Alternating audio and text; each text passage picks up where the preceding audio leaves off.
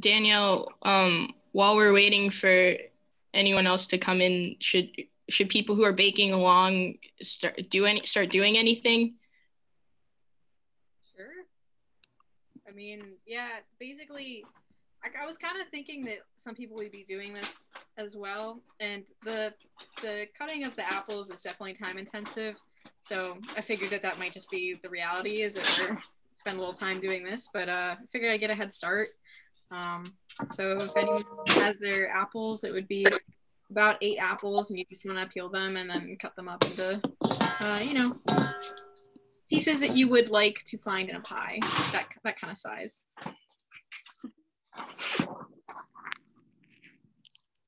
And I personally enjoy leaving the skins on apples, but you don't want to leave probably all the skins on. So I think I'm going to leave about like 30% of them with skins.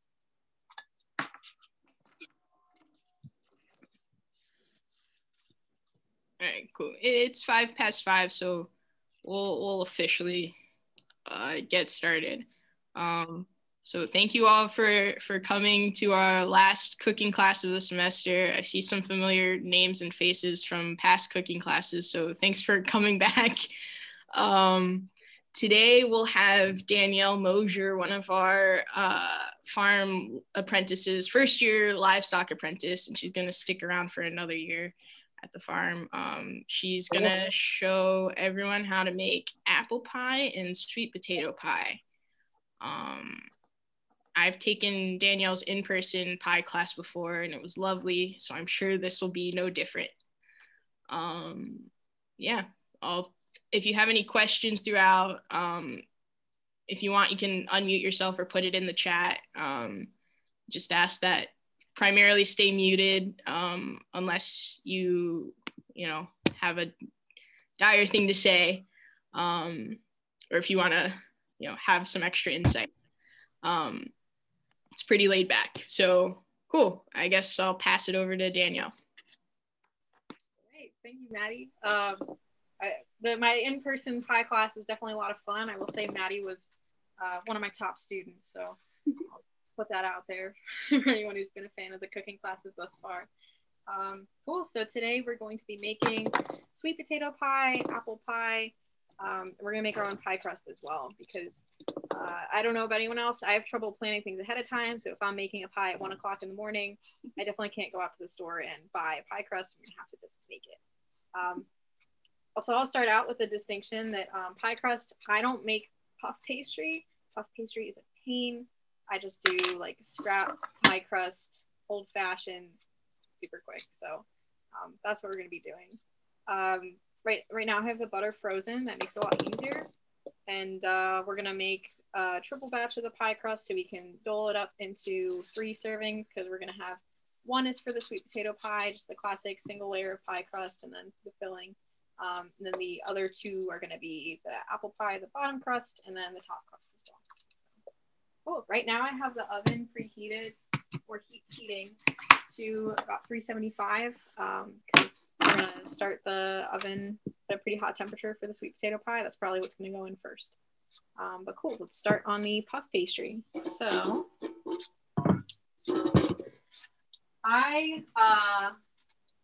if you have people in your life that are gluten-free, I do, so I'm using gluten-free flour tonight, but they're definitely easier with regular flour. I'll definitely put that out there. So the basic pie crust recipe, if I can find my cheat sheets, is it's going to be 1 stick of butter to 1 1/4 cup of flour. Sorry, sweets are in the background here. My 1 stick of butter to 1 1/4 cup of flour, a little bit of salt, and a little bit of sugar if you want, and then we're going to bring it all together with some ice water. So for the triple batch, I'm doing 3 3/4 cup flour, and I'm not very exact with my measurements ever whenever I'm doing anything. A lot of this is eyeballing. We also don't have many measuring cups, to be honest, and it works out well for me, because then I have an excuse to do it how I normally do it. When you're measuring flour, a lot of people know this, but measuring flour, you're going to want to spoon it into your measuring cup and then level it. never understood, these bags are definitely not meant to hold a measuring cup over them. So generally the excess flour for me just goes into the bowl that I'm using. Probably not best for exact measuring, but that's what we're gonna do. One.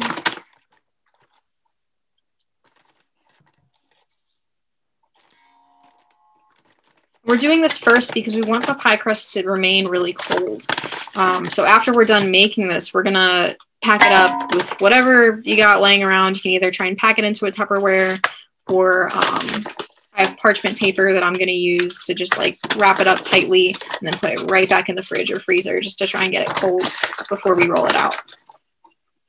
You could even make it a couple days ahead of time and just have the have it ready to go. You could probably freeze it.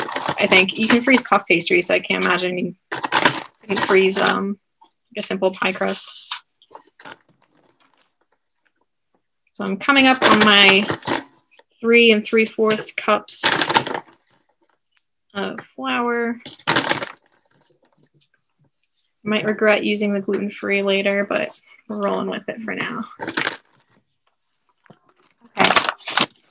So with baking, my general rule of thumb is if you got dry ingredients, put them all together first, mix that up, and then add your wet ingredients. It's just going to be easier to try and make it homogeneous. It's not going to stick together. Let's say if it forms a clump in the wet dough, it's just easier to add all your dry ingredients at the same time, mix those up, then add your wet ingredients. So the other dry ingredients that we're using are salt. And if you want, you can add a couple tablespoons of sugar just to sweeten the crust a little bit. It's not entirely necessary, so I'm not going to do it. But so right now I'm going to add some salt. Got the salt out, but I don't. Okay, I'm just going to add salt. So we're going to add a teaspoon and a half of salt.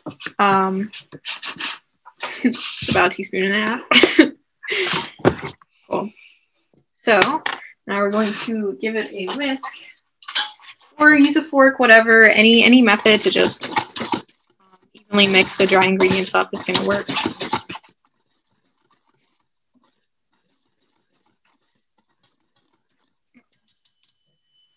All right, so I'm getting 1 stick of butter out of the freezer, and I'm going to just grate it right in there.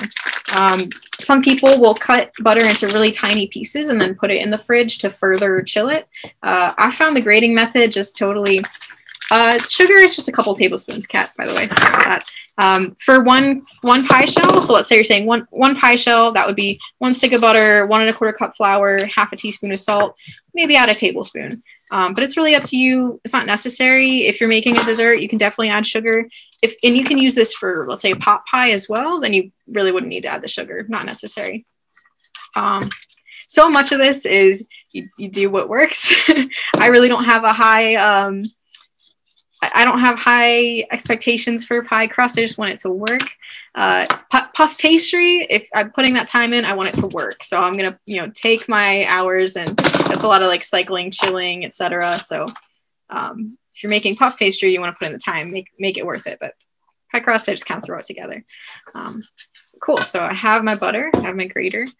Oh, my camera angles, I'm no cinematographer, so I don't know how helpful this is, or we're just gonna go for it. So got my grater, I'm grating the cheese. See, the one thing about grating butter is it definitely feels very unnatural, especially if it's frozen. And if you're like me and forgot to freeze your butter overnight and only had it in there for a couple hours, that can be, Maddie's shaking her head at me, that can be a separate dilemma as well. But what you can do is while you're grating it, just use your fingers and kind of mix it in with the flour so it doesn't just stick to itself. How my grandmother would probably do this is, the butter would be cold, it would kind of be cut into chunks, then refrigerated. And then when she's adding it to the flour, she'd probably like crush it, try and make these tiny chips of butter. It's going to be for a triple batch of crust that we're doing. It's going to be 3 sticks of butter.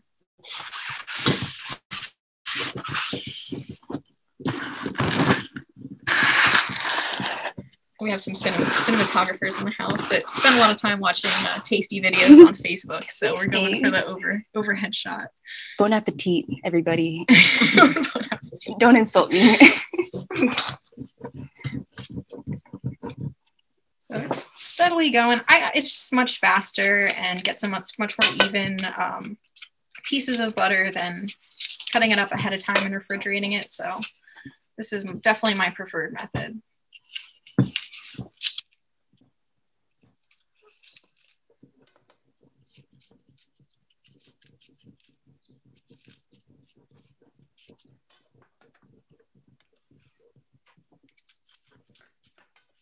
So does anyone have favorites? What's the favorite, apple pie or sweet potato pie? We gotta put this to a vote.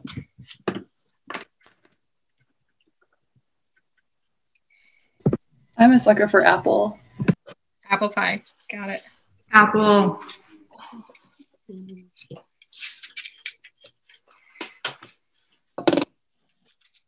No sweet potato pie, nobody.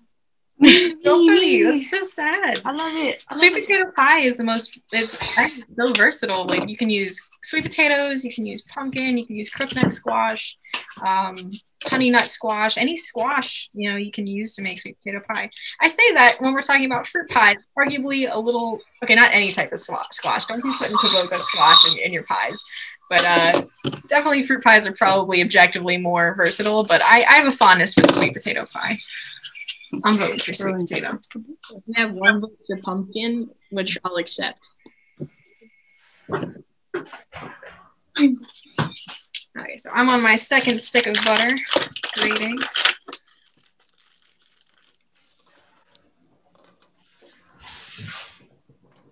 What's your favorite type of pie? Like, sorry, like period, like not apple or sweet potato, unless it is like or apple.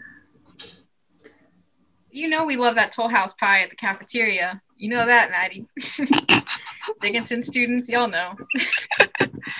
That pie comes out, does not last long, and there's a line to the microwave. Get that nice and melted. Classic. Key lime pie. That was my housemate Joyce in the background, putting in her bid for key lime. Excuse me, may I have a question? Yes. For one pie crust, I must use only one stick of butter? Yep. Thanks.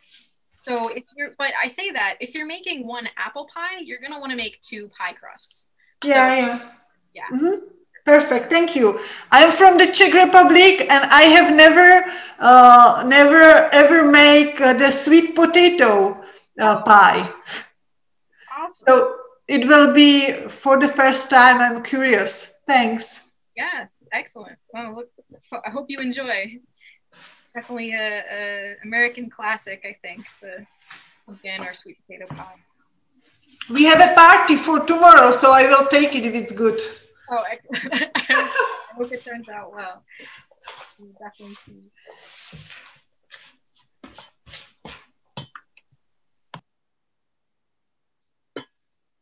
Okay, so I'm just incorporating all these little tiny scraps of butter in here. It's gonna be a really buttery, flaky. Oh, okay, yeah. Thanks, Professor St. Angelo. It says 1 cup butter, but that's actually a half a cup of butter. So, because a half a cup is 1 stick. So, important distinction. Okay, so I got 1 more stick of butter to go through.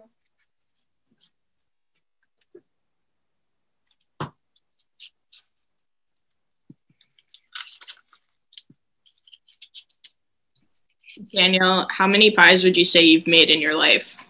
In my life? So it's not exactly fair because I made at least 80 mini pies at one point in time for one of the farm's gather dinners. So if I say like I've made 100 pies, you could divide that up by years and be like, how many pies per year is that kind of thing. But it's not really fair because I don't know if mini pies count. It is 3 sticks of butter for the 3 servings of pie dough, by the way. Sorry, I just saw the question. Joyce asked me what the first pie I ever made was. That is a good question. I don't know if I know for sure. I'm guessing it was probably apple.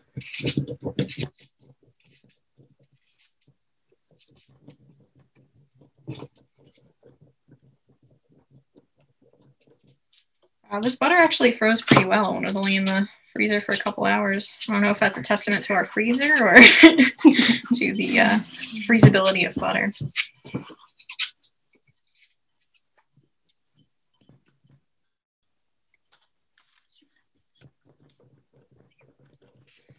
I have my helpers working on the apple chopping.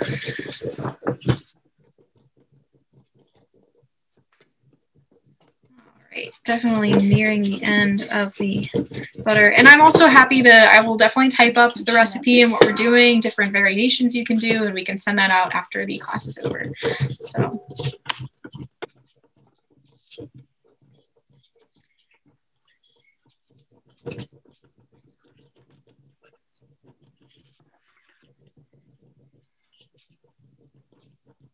Okay. All right, so that is 3 sticks of butter. I'm 3 sticks of butter pour and mixing it into the mixture of flour and salt, and if you would like sugar. Okay, so I don't know if you can see it's just turned into nice little tiny scraps of butter.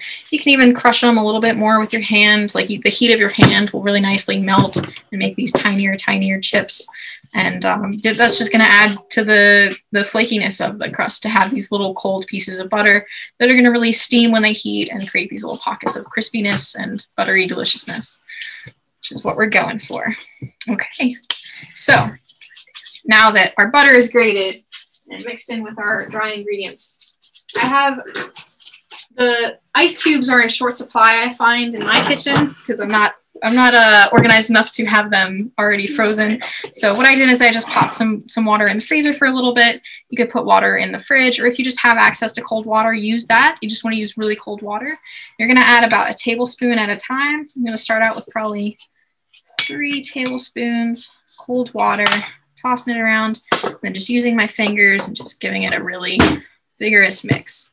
So one of the best cheats for making a pie crust dough is putting it in the food processor. You see this everywhere. Everyone uses the food processor now. It's super quick. It very evenly incorporates the water. This is sometimes the hardest part I find of making pie crust is adding in this water and mixing it up. Danielle, you gotta take yourself off mute. I am off mute, darling. Danielle, how much water altogether there? It's probably gonna amount to, what is it? I'd say you want at least about a cup of water just to be safe, but we're probably not gonna add all of it. Thank you. Mm-hmm. I didn't know that. So really thoroughly mixing, because it's so easy to have clumps of really saturated dough that has maybe too much water and then the rest of it super dry. And you want to make it easy on yourself and make this as easy to work with as possible, especially if we're going to be rolling it out. I will put out the distinction, because I'm using gluten-free flour, it might take a different amount of water. So how much water I might be adding may be very different from the amount that you all are using if you're using regular flour. That'd be a good experiment to see the water capacity. Maddie, would you mind reading me that question? I missed it. Oh, yeah, sorry. Okay, there's 2 things. Well, okay, how much water for 1 pie dough?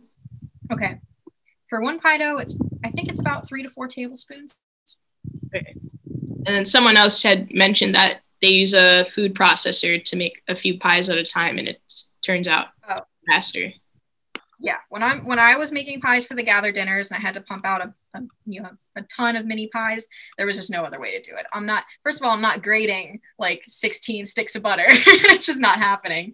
And second of all, it just really grinds up the butter into perfect sizes.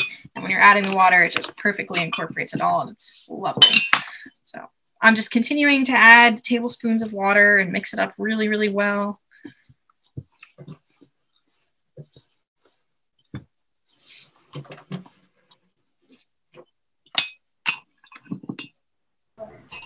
texture are we looking for with the pie dough when you add the water in? Oh yeah, I'm realizing you guys, if you're only making one pie, you might be done by now. A dough that you can squeeze together and it stays together, you just imagine rolling it out. Like you want it to be a cohesive dough. You don't want it to be super sticky or wet. You want it to be as dry as possible, really. So the minimum amount of water that you can put in there is perfect to just make a workable dough that you can kind of crush together and create like a nice like mass. Like you can imagine like rolling out, and not quite the same consistency as sugar cookie dough, but the same rollability.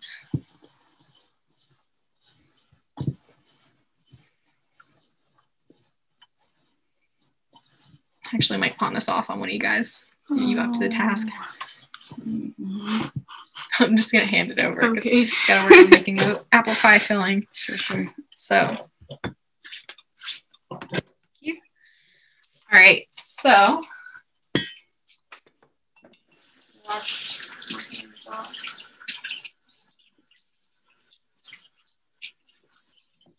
I have my helper Joyce is going to be finishing up that pie dough for me. If you guys have your crust finished, what you can do is wrap it up in plastic wrap.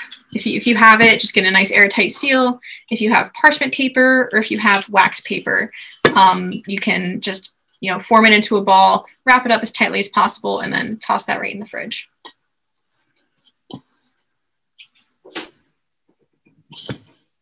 So we are going to come over here. So you just want to mix that up, like really get all the dry parts to be about the same wetness. Yeah. Okay. So we're coming over here. We're going to make some apple pie filling. So what you do, actually you can do this at the same time. So the sweet potato pie also needs it's about 2/3 or 3/4 of a stick of butter. You want to melt that. So if you have 2 pots, go ahead and melt 3/4 of a stick of butter maybe for the sweet potato pie, and then we're going to melt 1 stick of butter for the apple pie filling. I've been on a brown butter kick. I don't know if anyone else has experience making brown butter or enjoys eating brown butter. So I actually browned the butter that I'm going to use for the sweet potato pie. I have no idea whether or not that's going to be extra delicious or just blend into the rest of the pie, but I gave it a go. So that's always an option. When you're melting butter, you can always choose to brown it if you would like. So I'm getting this on pretty low heat just to make sure that the butter is totally melted.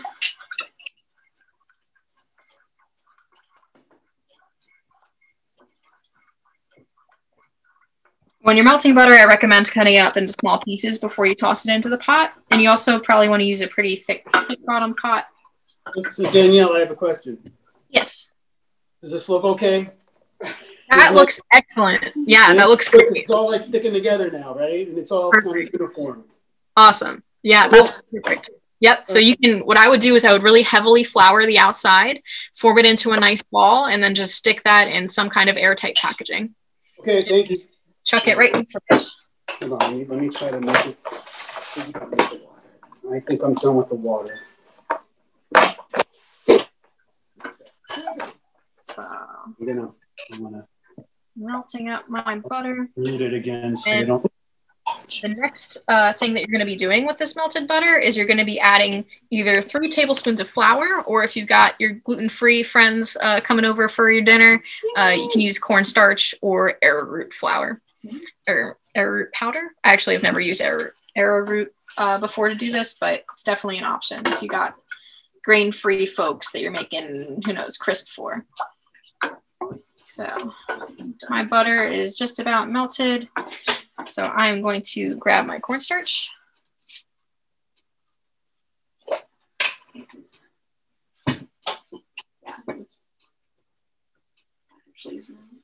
I'm testing out the our gluten-free dough right now, and it's looking really nice. So I would maybe add like 1 more tablespoon of water, and then I would wrap it up, make it in a ball, and wrap it up with my parchment paper. Throw it in the fridge. Okay. So I'm going to add about 3 tablespoons of cornstarch. And again, you can use flour.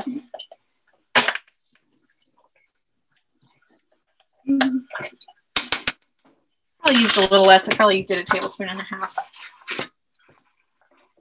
I'm just mixing that in, trying to form a good paste. It's definitely going to be like a more liquidy paste, but some kind of homogeneous mixture.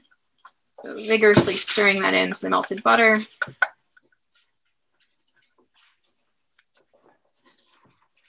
What is it? They call this a roux, right? Isn't a roux butter and flour? Mm. My cooking skills are definitely much more casual than my baking, but. What pie is this for? Which one are you? This is for the apple pie. If you have butter melting, that's going to be for the sweet potato pie. So as soon as that's melted, take it off the heat, or you can brown it if you'd like. And I'm sorry, you add the 3 tablespoons of the cornstarch to each of the butters? Just to the apple pie, right? Yeah. So the sweet potato pie, you just want melted butter. The apple pie, we're going to be doing the entire like sauce in this, so that's going to need the thickener. So that's 3 tablespoons in the 1 cup of butter.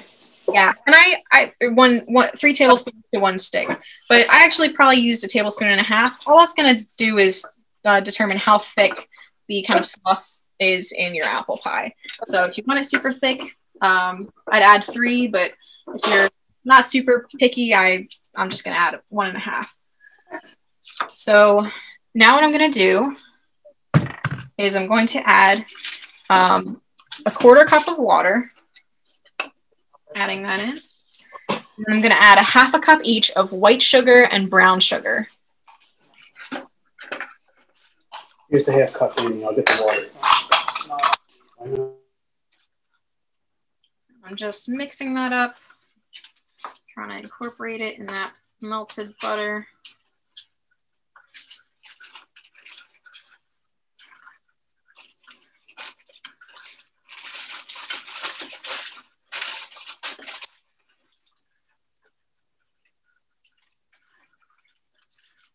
Another question that was asked is, are pies your favorite thing to make? That is an easy question, and the answer is no, because to be honest, I don't love making pie crust. I get frustrated with it because I either add too much water or I have a hard time rolling it out. But I do believe pies are a necessary evil. They are an excellent holiday dessert that I'm always very happy to bring to family events. But my favorite thing to make is probably either cakes or cookies, and specific cookies, probably chocolate chip, because that is objectively the best cookie that is known to man. And if you disagree, you can leave the class right now.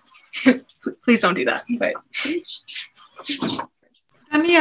Danielle, I have a question for apple pie. I use 3 tablespoons of flour or cornstarch, or both?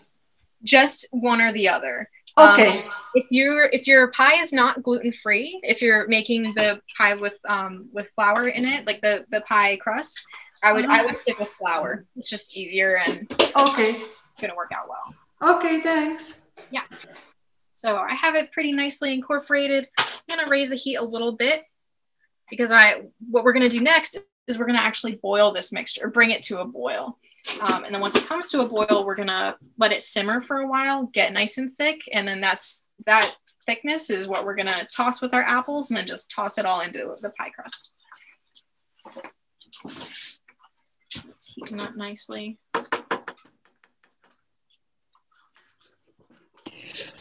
Is there one stick of butter for the apple pie filling? Yes, 1 stick for the apple pie filling, and it's going to be about 2/3 of a stick for the sweet potato pie filling. Okay, thank you. Yeah.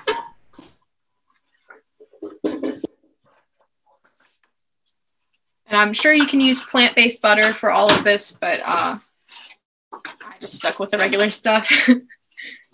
And then, do you want the butter on low on the in the saucepan, just to melt it? Yeah, you can do that. Okay, thank you. Yeah. So I have it pretty nicely incorporated. I'm gonna bring it to a boil. So now what I'm gonna do is I'm gonna add a 1/2 cup each of white sugar and brown sugar. To melt the butter, I would just keep it on low. You could maybe raise the heat a little bit if you're stirring it constantly, but I get nervous about butter like browning or just burning. I've had some bad experiences in the past, so whenever I'm cooking with the stove, I like to keep it on as low a heat as possible.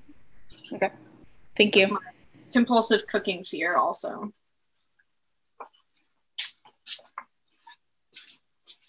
So I'm getting some bubbles in this. It's starting to simmer around the edges. How much cornstarch goes in with the butter again? So once you have your 1 stick of butter melted for the apple pie, you're gonna add, I added 1.5 tablespoons.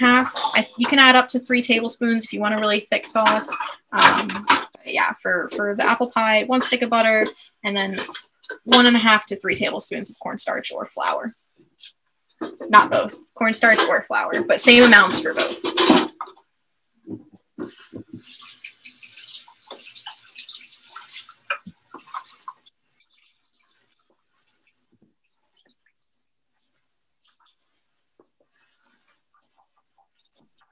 While your butter is melting, in case people are still focused on the dough, can you do like a quick recap? Sure. Cool. So with the dough, what we did is for one pie crust, you need, it's 1 stick of butter that has been frozen. Then we add that with 1 1/4 cup of flour and 1/2 teaspoon of salt. So we've mixed the flour and the salt, the 1 1/4 tablespoon. Sorry, I can't focus with this butter. The 1 1/4 cup of flour. We've mixed that with 1/2 teaspoon of salt. Then we've grated our frozen 1 stick of butter into that. Mix it all up, crush it with your hands, and then we added 3 to 4 tablespoons, or more as needed, of very cold water. And then we squished it into a dough. It looks great. Joyce is proudly displaying this now, and it's wrapped in either plastic wrap, parchment paper, whatever, as airtight as you can get, because if you just throw it in the fridge without a cover on it, it'll dry out and it'll be harder to roll off. You'll have to scrape off the really dry bits of pie crust dough. I've done it before. It's doable, but it's just not as pleasant to work with. So I like to try and cover all of it and then pop it in the fridge because we want it to be really cold while we're working on everything else. And then, sorry, I'm asking specifically for Kat because she's scared. You start melting the butter? Yes. So which one? For the sweet potato pie and for the apple pie, you need butter melted. For the apple pie specifically that we're making, I think that's probably what she's making. She said it was her favorite. So you need to melt 1 stick of butter. And once that's melted, we added 1.5 to 3 tablespoons of either cornstarch or flour. Mix that up as well as you can. And then we added 1/2 cup each of white sugar and brown sugar and 1/4 cup of water. So 1/4 cup water, 1/2 cup each of white sugar and brown sugar. So we added that in, we brought it to a boil. It got really foamy and started coming up. And so now, because I just want it to simmer gently, I'm just gonna move it off to the side or put it on super low heat and just to try and thicken it. If you have a finicky stove, this can be fun, trying to find something, a good simmering level for the flame. Okay, and then one more question. It's 1 stick of butter for pie crust or 1 cup of butter? 1 stick. So for that was my bad. I wrote 1 cup. It should be 1 stick of butter. So 1 stick of butter per pie crust.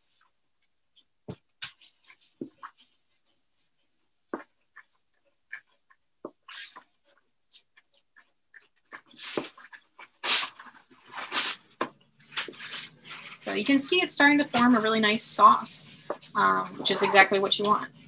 And I'm going to keep stirring this. This pot isn't super thick bottomed, and I just am petrified that it will burn or otherwise separate in an undesirable way. So I'm just stirring it every once in a while and just helping it thicken and turn into a nice sauce that we will use.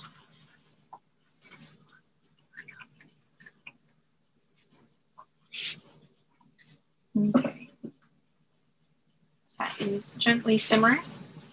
while you're waiting for stuff to happen, while you're waiting for the sweet potato pie to bake, if you're doing both of them, is an excellent time to be cutting up your apples. So the apples, you want about 8 apples for a pie. This actually looks like a crazy amount. I think our apples are really big. Just imagine how many apples are going to fit into the pie crust there. Look at your pie tin, like imagine how big a mound. You definitely want it to be bigger than you want the finished pie to be. I'd say probably about 20% of a higher mound of apple and apple filling in your pie tin because they will cook down as they bake and become smaller. So I've definitely thought I made it look exactly how I wanted the finished product to look, and then it totally sunk because the apples did cook and release their moisture and just kind of collapse a little bit. So you want like a decent mound of apples. I might have too many apples, but that's fine. If you have extra, you can make apple crisp with them or something. Put them in a tiny dish, toss them in the oven along with the pie. Maybe add some extra brown sugar on top, or if you have crumbs from the pastry that we're going to roll out, maybe that's an excellent way to do them. Just toss them on top of the extra apples and sauce and toss them in the oven.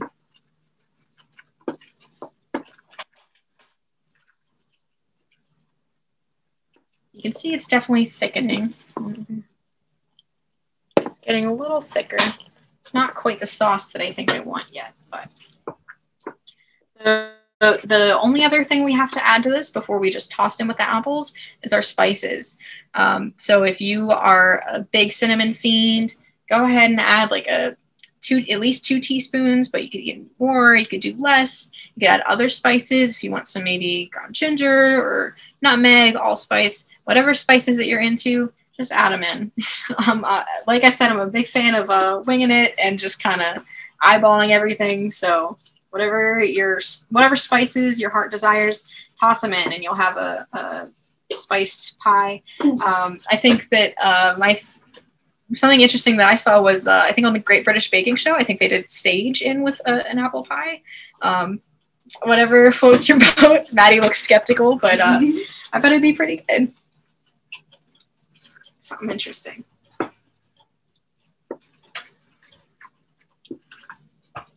All right, so generally I lose patience with stuff like this before it actually reaches the consistency that it should probably be. I'll give it a couple more minutes, and then I'm just gonna toss it in with the apples. Awesome. How many tablespoons of flour in the butter mixture again? So the melted butter for the apple pie, just the apple pie, is going to be 1.5 to 3 tablespoons. If you want a really thick sauce, do 3 tablespoons. I say sauce. It's the gooiness that surrounds the delicious baked apple pieces in your pie. And you do want it to be pretty thick because the apples are going to release a good amount of moisture. I will say for our Great British Baking Show fans in the audience, yes, I will not guarantee that these will have sog-free bottoms. To be honest, I grew up eating the soggy crust that my grandma made, and I loved them. So I really don't have a preference when it comes to that. So some things that I do to maybe mitigate that a little bit is I cook with the rack more towards the bottom of the oven than the middle. We're used to baking in the middle because that's what they specify in cookie recipes, cake recipes, etc. I move the rack down, get it closer to the heat source, and it also keeps the top from browning so much. Another thing that you can do is you can blind bake your crusts. Absolutely, I've done it before. It works great. The way you would do that is you would roll out your crust, which we're going to do shortly. Put it in your pie tin and then weigh it down with parchment paper and then some dried beans on top or some sort of pie weights, whatever you got. Bake it for a little bit, poke some holes in the bottom with a fork, and it'll be pre-baked. And because it will have been pre-baked, it'll get crispier faster than the pie filling will cook. So it'll be extra crispy. There's definitely tons of tips and tricks to avoid this that the internet is definitely much better at teaching than I am, but definitely out there.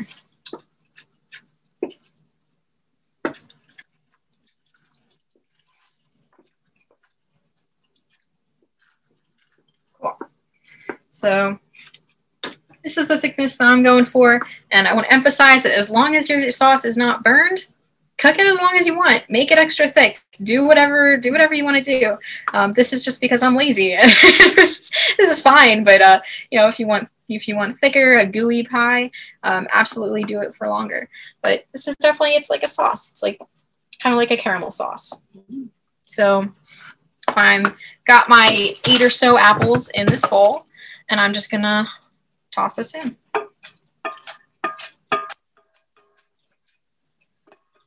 And I have to fight my obsession to compulsively clean out the pot because there are people watching who will judge me for how long I will stand here and do that. So I am mixing it in. And now is an excellent time to add in your spices. So I'm going to grab my ground cinnamon and a teaspoon, which I hid somewhere. Excellent. So I'm adding 2 teaspoons of cinnamon. Add as little or as much as you'd like. I think 2 teaspoons is a good rule of thumb for a nice classic cinnamony apple pie. I also like a lot of cinnamon, so if you want a little less, definitely add less.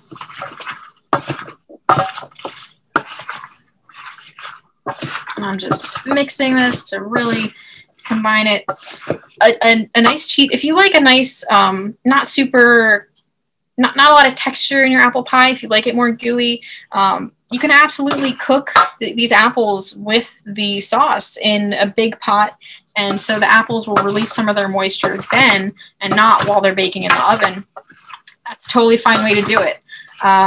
Sometimes I prefer that. If I want to guarantee that the apples are going to be baked all the way through, I'll definitely pre-cook them a little bit on the stovetop.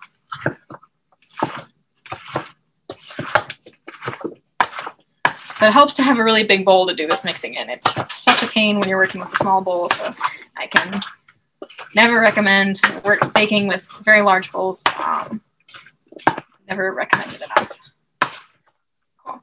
So I got my apples. I got my sugary, delicious, buttery sauce. It's all mixed up. And I keep calling it sauce. I really don't know what to call it. You know what I'm talking about, the pie filling. And I got my ground cinnamon in there. So awesome. What we're going to do now is we're just going to let that sit because we really don't want to be working with really hot filling while we're trying to keep our pie crust as cold as possible. Because whenever you're making pies, something that you're fighting is that the crust is heating up. Because the main idea with crust is that as it heats in the oven, the butter melts and releases steam, and these pockets of crispy butteriness form. So if the butter's melted before it goes in the oven, it just kind of congeals and is like, it's not what you want. It's not what I want personally. I don't think it's what any of you want. So, okay, so now our apple pie filling is totally done. I think it's a great idea to start on the sweet potato pie filling if that's what anyone's making. I have a feeling I might be one of the only people doing the sweet potato pie, but we also are doing it too, Danielle. Oh, excellent. Perfect. Yeah. Oh, hey, Caitlin. Awesome. So I have my butter melted and in a bowl of sweet potato pie filling. Let me get my cheat sheet. Cool. So what you're going to start out with the sweet potato pie filling is you're going to do 2 eggs. And don't let them roll off the counter. A trick that my mom taught me is when you're working with eggs and baking, use your finger to scrape out the inside of the shell. There's about a ½ teaspoon of white that's going to still be in there. And that might not sound like a lot, but especially if you're making something that requires a lot of egg white or you're making a big batch of something, you can lose out on a lot of egg white that way. So that's my compulsive making habits. All right. So we have our 2 eggs in there.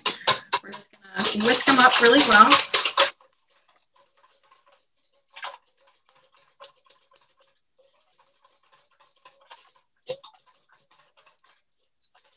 Now the sweet potato pie, pumpkin pie, crookneck squash pie, all these pies are essentially custard pie. Like it's a squash custard. So the egg is the really important part. So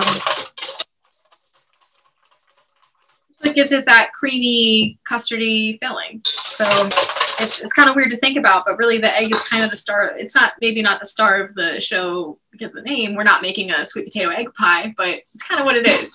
The egg is definitely a super important part of making the pie.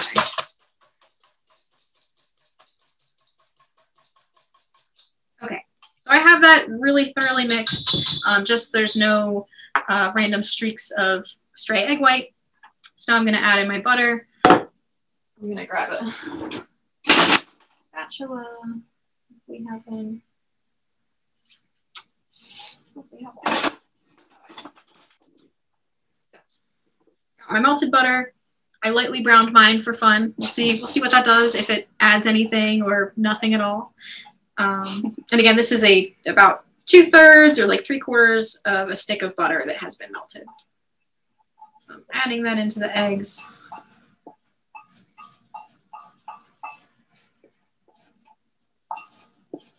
And if you're working with cold eggs, you're probably going to want to stir that up pretty quickly, just so the butter doesn't form a solid pad and get like solidified when it's sitting on top of the cold egg.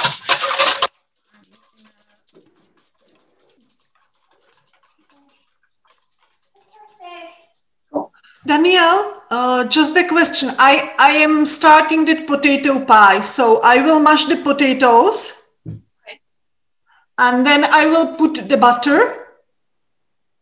The potatoes you're going to want to not add quite yet, I think. Okay.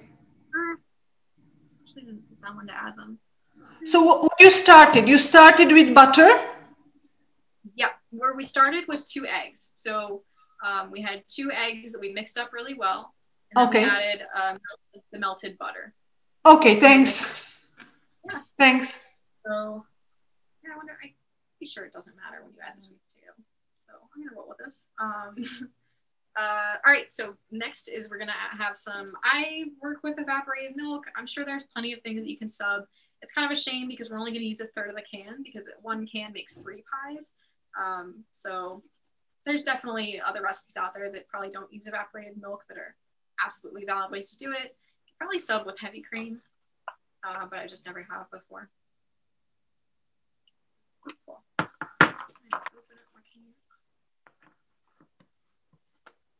You guys get to see how terrible I am with can openers.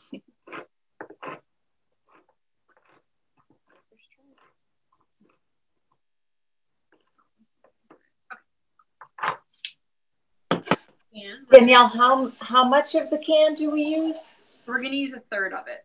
A third cup? I think, I'm pretty sure this is maybe a little larger than a cup. Oh, we're going to use a 1/2 cup, right? Half a cup? This can is 12 fluid ounces, so you're going to want 4 ounces, like to get 1/3 of it, and that 4. needs to okay. 4 ounces. Okay. Here's 1/2 cup measure, and be sure to shake it up pretty well, or if you, it happens, if you forget to shake it up, just kind of stir it up with a fork or something before you use it, because the evaporated milk definitely separates out. So, measure 1/2 cup, toss it in. So next we're gonna add 1/3 cup of white sugar.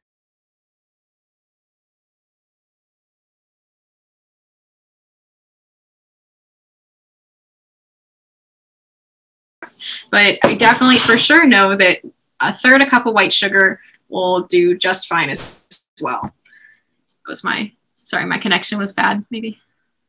Can you hear me? Yeah, we can hear you now. You cut out for like a second. Okay. So I'm using maple syrup.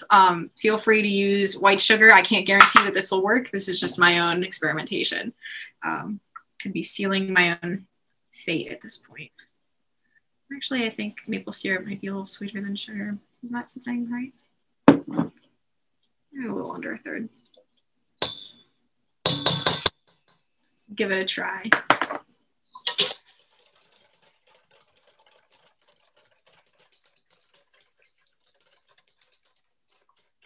Cool. So now we can add a tablespoon of, in this case, I think it is just cornstarch. It might be flour in the recipe that I shared. If it's flour, then flour will work. I'm going to be using cornstarch again for my gluten-free pals. And so I'm just adding in 1 tablespoon of cornstarch. And generally, like, cornstarch is pretty like clumpy. Flour can clump up. So it's important to really vigorously try and mix this all up.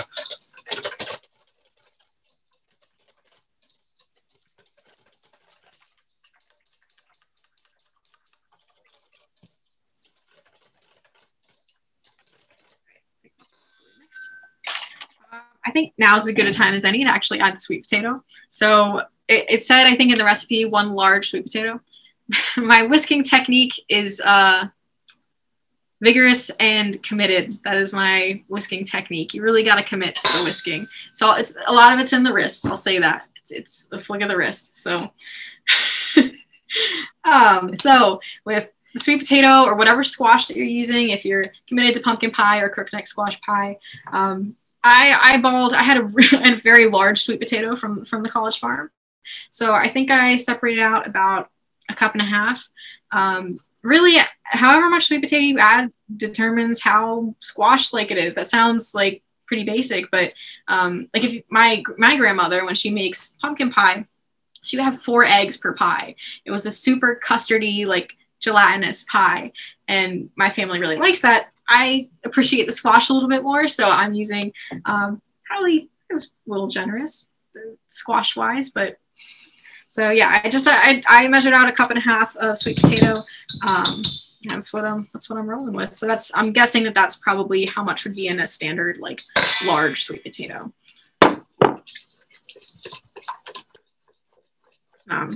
Pretty vigorously mixing this in. I will say, if you are super committed to creating a very creamy, like absolutely no texture whatsoever from the squash, you can put it in a food processor and blend it up really finely. You could put the mashed potato through a food mill or through a strainer. Me personally, I know that a lot of the pieces are actually going to bake while they're in the oven even further, so they're really going to be creamy. But if you want like a Food Network silky smooth squash pie, feel free to do any of those techniques. Cool. So this is all mixed. I'm going to add a little bit of vanilla. It's totally optional. And then we have a distinction. So here's a debate that has, ooh, it's leaked all over my phone. It's a little smell like vanilla. It's kind of cool. So I'm adding probably 1/2 teaspoon of vanilla. Yeah, that's just adding a dash. Vanilla, I generally measure how much I want based on, I smell whatever I'm mixing it into, and if I getting the hint of vanilla that I want, then I'm good to go. Vanilla is just such a commodity in the baking world, it seems, that I always try and use it sparingly, except when I'm spilling it on my phone. I'm very generous when I do that. So, so I've added in the vanilla. Now here's the great debate, I guess, between my family and probably the rest of the world.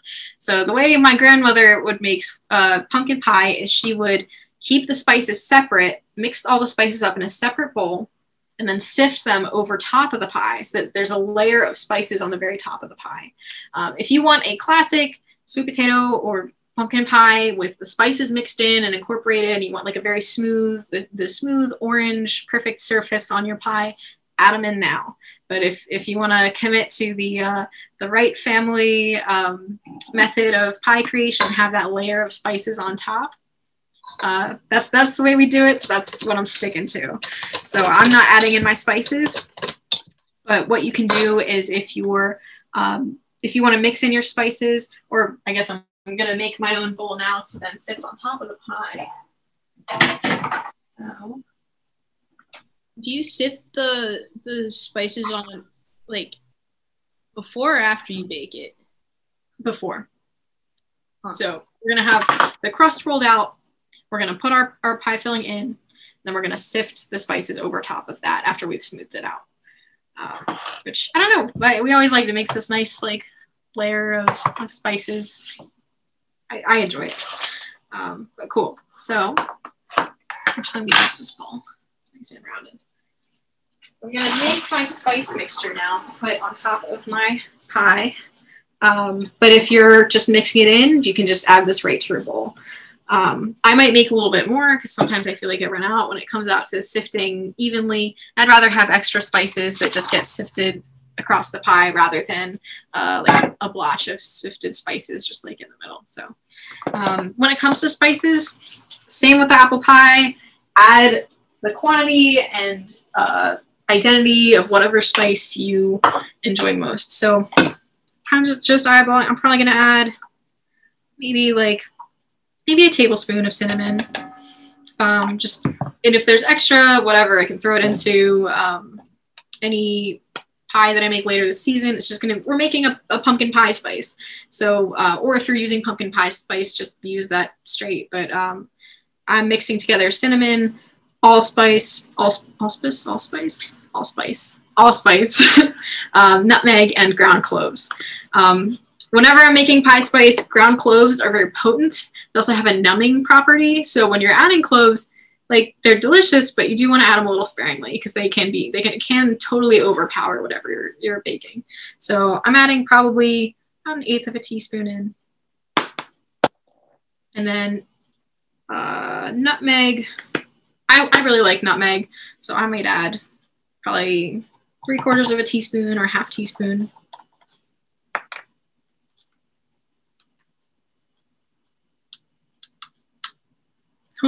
Or more. Cool. And then allspice, however much you want. I mean, I tend to just like, it smells good, I'll add in a bunch. So I'm probably adding in either 1/2 teaspoon, maybe another 1/8 teaspoon of the allspice. Cool. So my spices are all in there. Gotta locate my patented tiny whisk and mix it all up. Definitely cinnamon to the front, but I think that's the pies that we're used to is definitely cinnamon focused, but cool. So my spices are all mixed together. I have them separate. If you want the conventional pie, toss them right in and mix it up really, really well because you want it to be evenly incorporated. And cool, so our pie fillings are made. Our spices are done for that. Our oven is preheated to 375 for right now. And we're good to start rolling out the pie crust, which is easily my least favorite part of creating a pie. Cool. So what you want for that is either a clean counter or a cutting board. If you have a really smooth cutting board that you want to just, because we're going to be rolling out the dough. If you want like to either keep your counter flour free, because sometimes that can be a pain getting flour mixture off of your counter. Use a cutting board. But all the cutting boards we have are a little porous, so I'm gonna be mixing on the counter. If you're a mess when you bake like me, you're definitely gonna want to wipe off the counter before you start.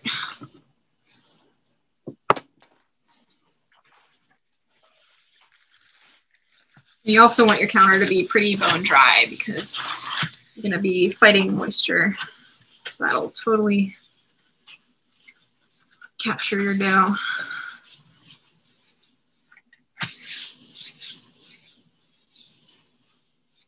Cool. All right. So a moment of truth with my gluten-free pie crust. Feels like it's gonna be nice and rollable. So, all right, so we've got our pie crust out of the fridge. You want to have extra flour handy because when you're rolling out crust, the worst thing that I've definitely had happen to me many, many times is you roll out this crust perfectly and it is stuck to the counter. And you have to take it all up and try and roll it again. And the more you work your pie crust, the tougher it's going to get. So you're kind of battling a bunch of different things. You're battling, first of all, the crust warming up because you have it out of the fridge. And you're battling it sticking to the counter. And then you're battling overworking it and building gluten bombs that you're kind of fighting against. So I'm pretty heavily dusting this counter because I'm pretty petrified of that happening. And I've opened up my pie crust. And so for me, I made a triple batch, so I'm going to cut this into thirds. And I'm probably going to start with the sweet potato pie. So while I'm working on the sweet potato pie crust, I'm going to put the rest of it back in the fridge. Just try and keep it as cold as possible. I don't know if that's an even third. Rolling with it. Joyce, you did a great job. This is awesome. Stop. This is perfect. Stop. Not everyone has a Joyce working diligently at home making excellent pie crust, but I'm fortunate enough. So I'm tossing the rest of that back in the fridge. If you're doing the apple pie, get a third of the, or you know, get the one serving of pie dough out, and put the rest of it in the fridge as well for the top crust. If you want to make a lattice, I encourage you to do so. I am not doing that tonight. Definitely just going for the classic covered pie personally, but I absolutely respect the lattice ambition. And there's a ton of videos out there on how to make a latticed pie top that are super helpful. I encourage you to look into it, but I'm not feeling that.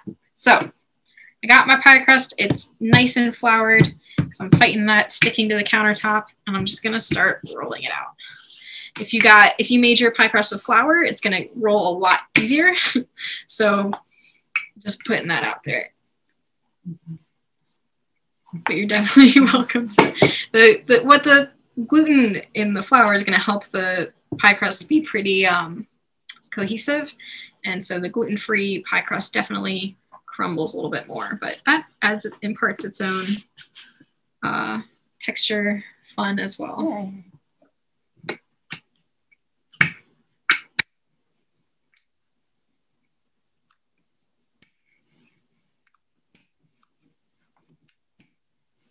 You want to roll out basically as thin as you can. Generally, I'm not just like eyeballing it. I'm holding up my pie tin to it and being like, okay, you want it to have an overlap, a decent overlap for your pie tin. So you're going to want to roll it out pretty thinly. And if you like really thick pie crust on your pie, make more pie crust next time. Do, calculate 25% more crust than you need and have tons of overhang. But I definitely don't mind a thin crust on my pies because I want the sweet potato to shine through. Pro tip from Melissa, she said she rotates her dough a quarter turn to stop it from sticking after a few passes of a rolling pin. That is an excellent strategy that I will fully endorse.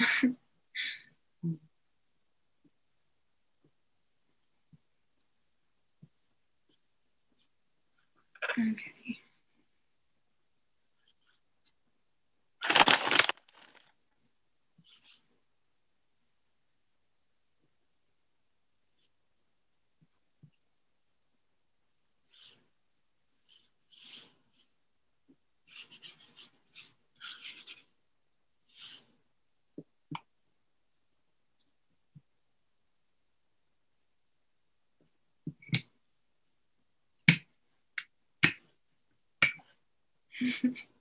Definitely fighting with the gluten-free flour on this one, but once you have your crust rolled out, you just want to lay it over top of the pie tin and then gently kind of lay it into the pie tin so that it's there's a couple techniques that you can use to get the pie crust that you want. What you don't want to do is toss your pie crust into the pan and then push it into the corners. A good technique for laying the pie crust into the pan is you're lifting up the excess pie crust and you're laying it gently into the edges of the pie tin. So honestly, I might just piece this guy together in the, yeah. So another technique when you're putting your pie crust into your pie tin, you want to be like, you can lay it on top of your rolling pin and then you just kind of roll it out over like that. It's okay, it's gonna be great. See, this is actually pretty gooey and I'm not worrying about any gluten toughening the dough, so I'm chilling when it comes to just kind of crushing this into the place that I want it to be. But for the rest of you, you want there to be a nice overhang, and then I can show you how to crimp the pie crust so that it's got the artistic crimp that you're going for.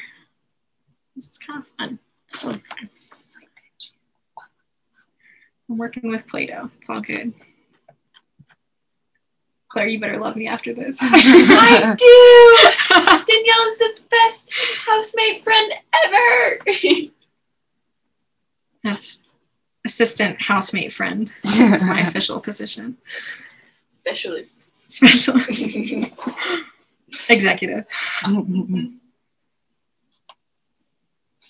So I wish I could flex my pie crust laying, but so no, this is actually, I will say I kind of enjoy this more than when I ripped the pie crust that I tried so hard to roll out.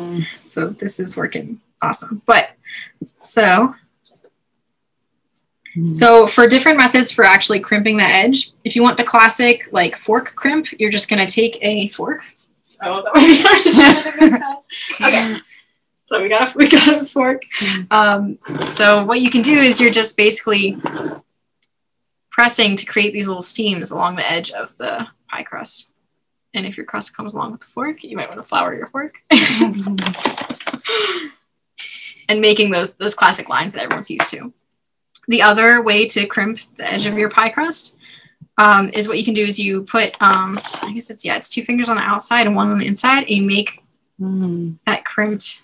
So you pinch your thumb and your forefinger on the outside, you push into it, it makes this zigzag along the edge of the pie. Like that. So definitely tons of ways. I fully encourage you to do a Google search of pies and see how many different ways there are to crimp pie edges. All of them are equally delicious, so can't go wrong. Danielle? Yes. I have a metal form for the pie. Do I need to put butter on the bottom of the form, or I just put the pastry? That's a good question. Someone else might know more about this than me. Personally, I mean, the crust has so much butter in it that I have never generally worried about it sticking. But to be safe, I don't think there's anything wrong with doing a quick pass with some butter. And get a little bit of oil on there, just in the event that it was to stick. You can just okay. So thanks. Go ahead and do that. Yeah.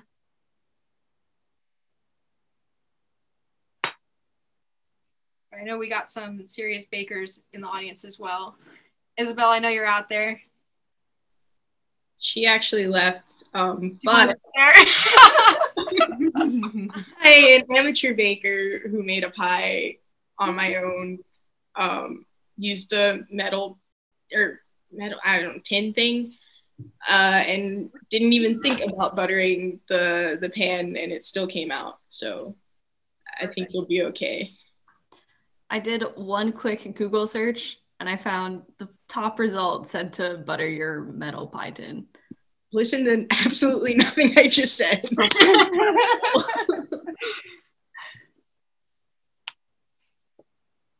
All right, so I'm nearing the end. Melissa doesn't butter hers. Who doesn't? Melissa. Okay, excellent. So there's 2 schools of thought, and they will battle to the death until there's a conclusion reached. Okay, so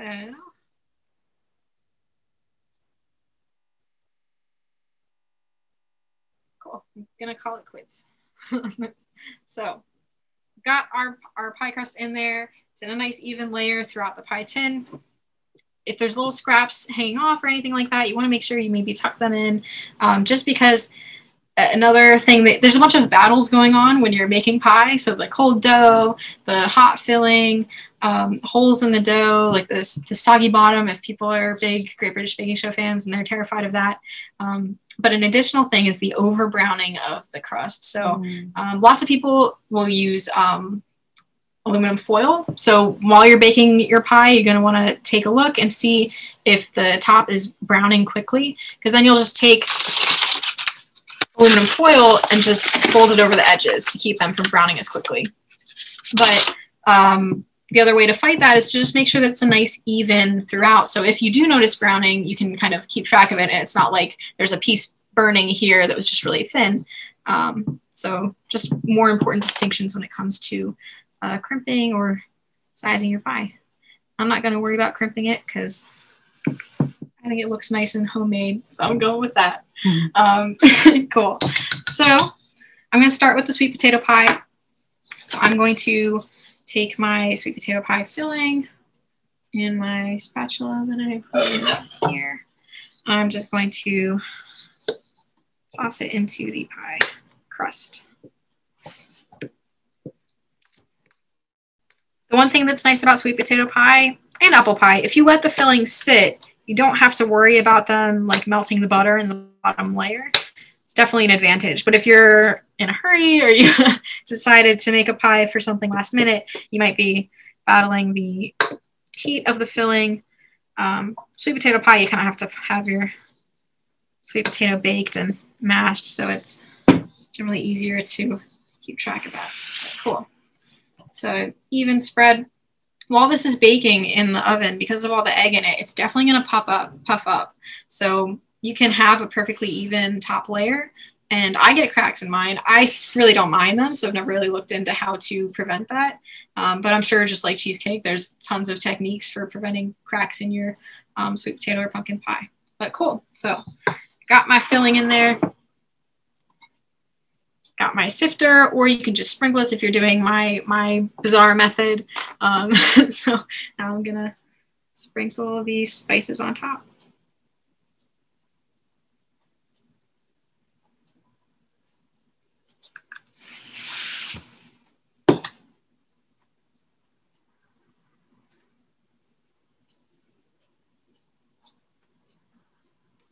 Cool. All right. So my oven has been preheated to 375. I'm going to toss this in there for about 15 minutes, and then I'm going to lower the oven temperature after that. So my pie is going into the oven.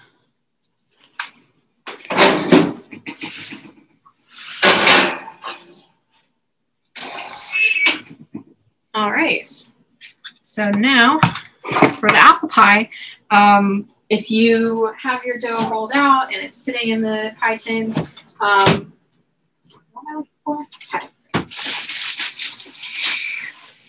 if you have yours rolled out and it's sitting in the pie tin and you're making apple pie, just go ahead and mound all of your apples in. And then you're going to want to roll out the other dough to go on top of it, the other piece of dough. So.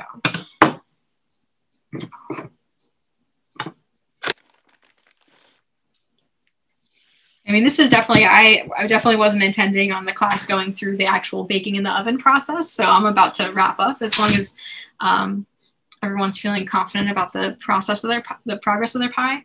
I think with the apple pie, you can keep the oven at 375 as well, or if you want to lower it to 350. And I'd bake it for, I mean, you bake it until the crust is cooked to the extent that you want it to. And if you take a fork and stick it into the pie, the apples are as tender as you want them to. Some people like kind of a crispy apple pie. Other people like their apples fully baked.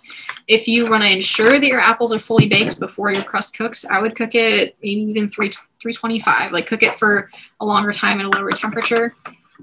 But what I'm going to do probably for my apple pie is like 350 and then check it after 40 minutes. Just really, for me, the most important thing with baking is, you know, taking stock of how it's going throughout the baking process. Because anytime you see a recipe that might say 8 to 10 minutes, I check it at 7.5. I check it at 7. Like, you never know if your oven is going is hotter or if your dough is a little bit different. So always checking in. Always check in on your baked pal in the oven, your buddy. You know? I have two questions, Danielle. How long for the sweet potato pie once we put it in the oven, did you say? Yes. So the sweet potato pie, if I remember correctly, I might have to check my documentation. But you're going to want that to be in the oven 15 minutes at that higher temperature and then lower it to, I think, 350. 350. Okay. And question number 2 is, do we use the remainder of the dough that we just made now? For what was that? Well, do you have the rest 2/3 of your dough, or is that 1/3 on the counter now? So right now for the apple pie, I've got 1/3. So yes, we're starting out, at least for me, since I didn't roll out my bottom crust yet, because I rolled out for the sweet potato. 1/3. Okay. Cool. Amy, okay, dears. I'm gonna turn this off so no one hears. Danielle, I'm sorry, I didn't catch the temperature for the pie, potato pie. Sure, 1 second. Okay, so you're gonna bake it for 10 minutes at 400, about 400 degrees, and then 350.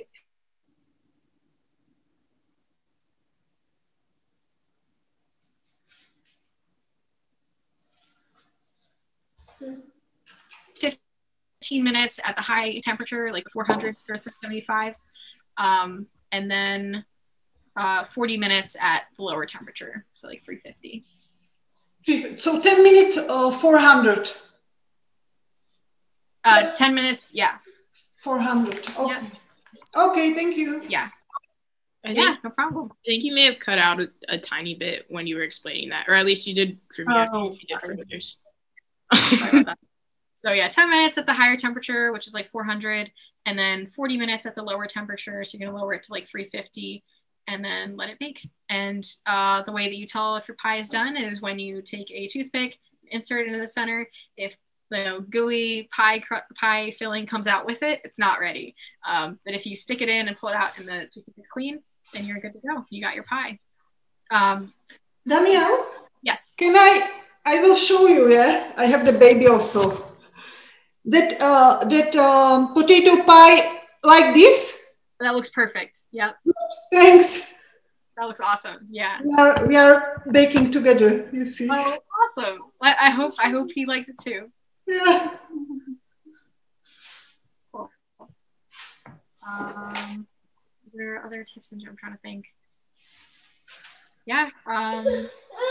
It's nice to have the glass pan so you can actually see if the bottom of the crust is browning or not, if it's getting like a nice golden brown color to it. But I think ceramic actually probably gives you a crispier bottom. So yeah, there's various techniques for the actual bake. But yeah, any questions? Any other questions?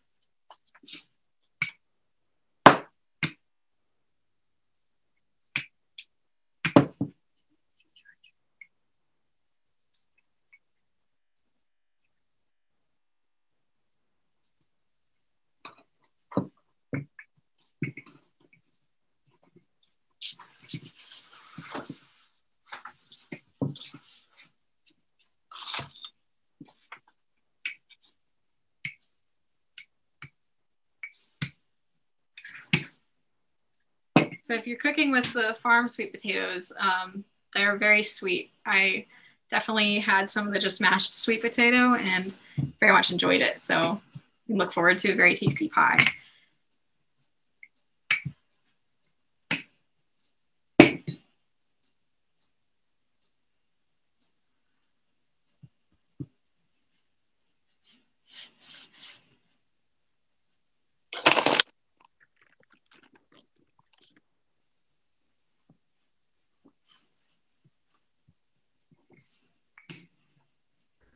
Danielle, I have a question. What's the higher temp for the sweet potato pie for? So I'm thinking, I don't know why, but I see that in every sweet potato pie recipe that I see. And I think that's really to just kind of try and get that butter to melt really quickly and form larger like flakes in the pie crust. Because the faster that temperature, the faster and more extreme that temperature change, the bigger the flakes are going to be, the bigger the pocket of melted butter is going to create with its steam while it melts. So I think that's what it's for, but I don't know for sure. That's my suspicion.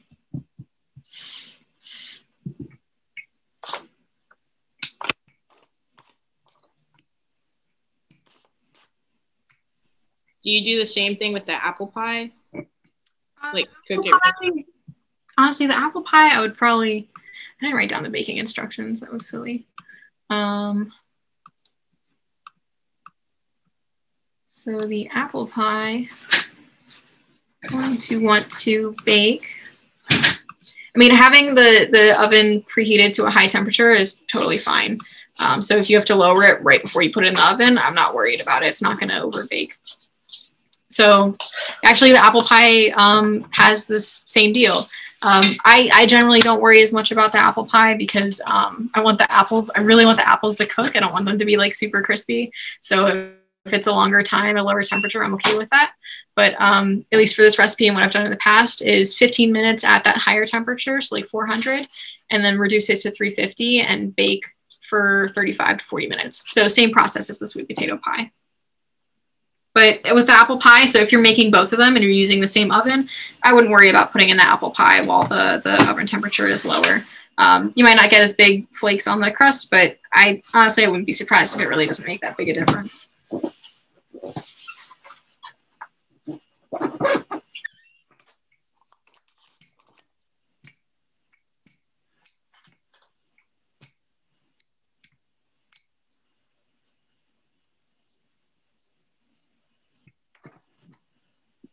While Danielle's rolling out her crust, I'm curious if anyone got sweet potatoes from the farm and eggs, I think, from the farm, and if they, how that's going.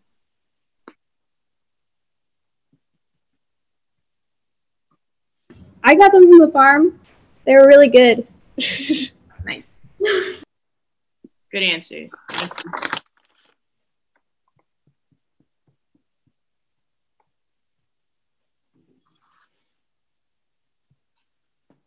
No one's gonna look Maddie in the eye on Zoom and say like, I got them from the farm and they were awful. I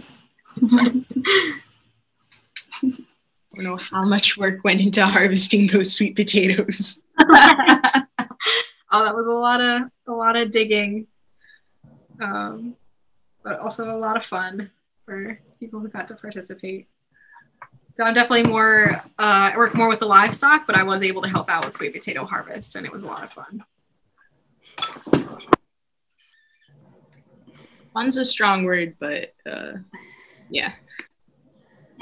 Danny, I did a lattice. Oh my gosh. God. See, this is Maddie, this is why I hate these classes, because I get to watch my students make better pies than I do. That's okay. I missed the entire sweet potato pie filling because I was too overwhelmed. So definitely I'm not that great of a student. I can absolutely type that up right as soon as the Zoom ends and send it out to everyone just to make sure that they have it if they're still working on it tonight. So that is not a problem. Thanks, Danny. Gold star for you, Kat, and the lattice. Just killing it. Did y'all see that? That's pretty enough for a picnic. I'll tag you in IG, Maddie. Thank you. And anyone else who makes a pie, please tag the college farm. And yeah, maybe I'll post it or something. I'll definitely post yours, Kat. So how's everyone's pies going? I hope I'm not setting you up for failure with the apple pie stuffing, but as long as that seems to make sense, just working with my delicious crust at the moment.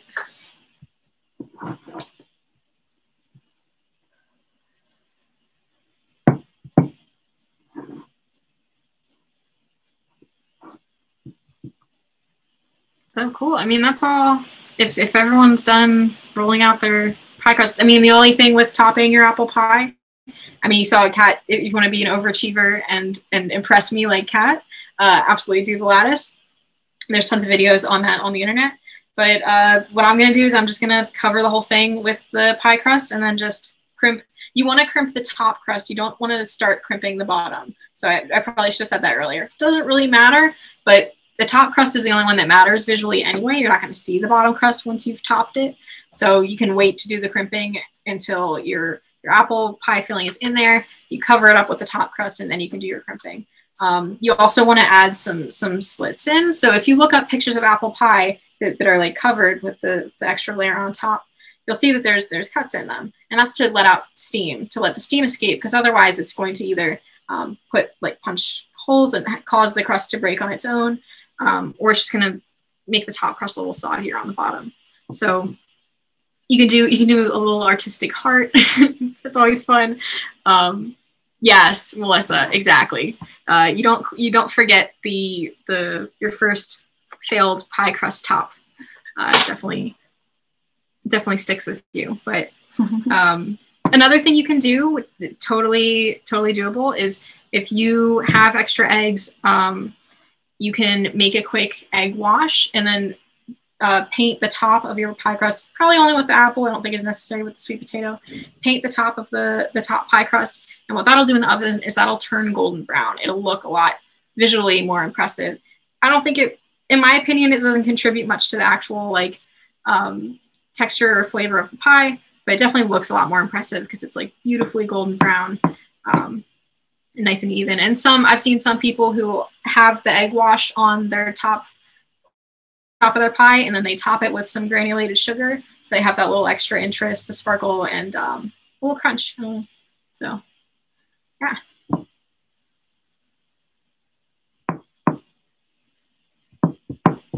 Cool. So any like last minute questions as we're wrapping up the class? Sorry, I made a face at Kat's cat in her Zoom box.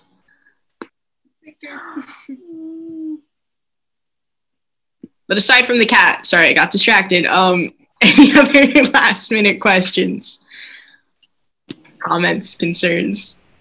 So with the pie crust, for the apple pie, I made just one pie crust. Do you cut it in half and have half as the bottom, and that half as the bottom and half as the top? If you made only one pie crust, so if you only used one stick of butter, you probably won't have enough to do both of that. So what I would do instead is you could mix brown sugar and butter together and kind of form these clumps, and then sprinkle it on top as like a crumb. So that'll give you a nice crumbed apple pie. Okay. As well. And again, Danielle, how long, when I put the apple pie in, the sweet potato pie has already been in for about 15 minutes. I should be getting the apple pie in momentarily. How long altogether now to finish the bake?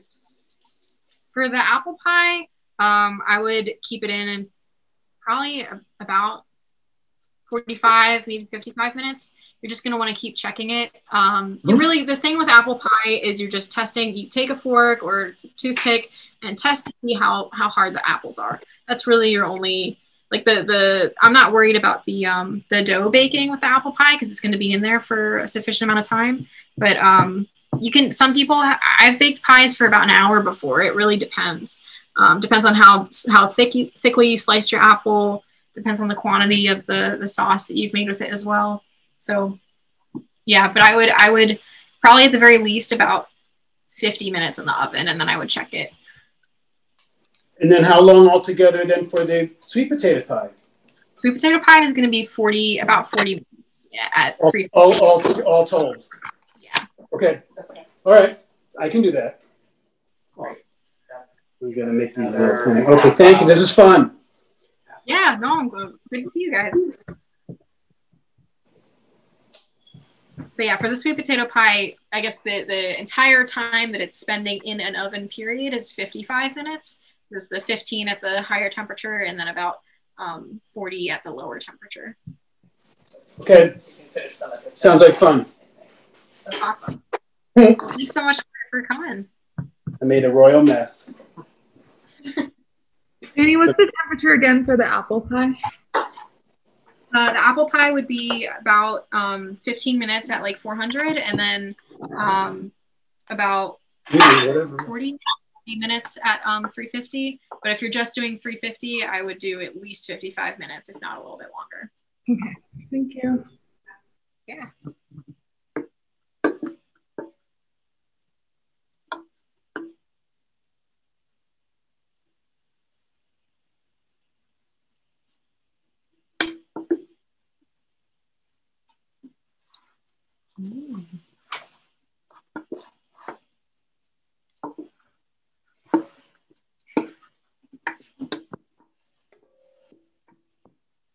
Got a lot of apple in there. Ooh, yeah.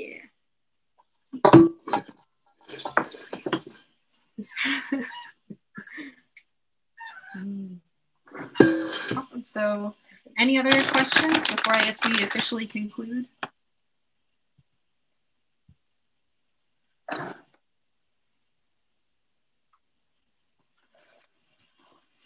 It's a very nice looking lattice on your pie there.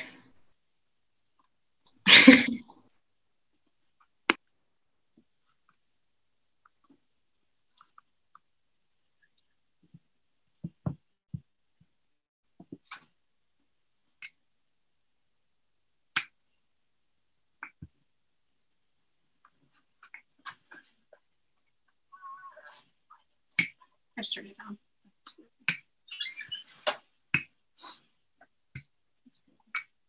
Right. The grandma opal recipe. This is a recipe that Joyce turned me onto. What? No, I didn't. You got it by yourself. Yeah, but then you encouraged me to stick with it.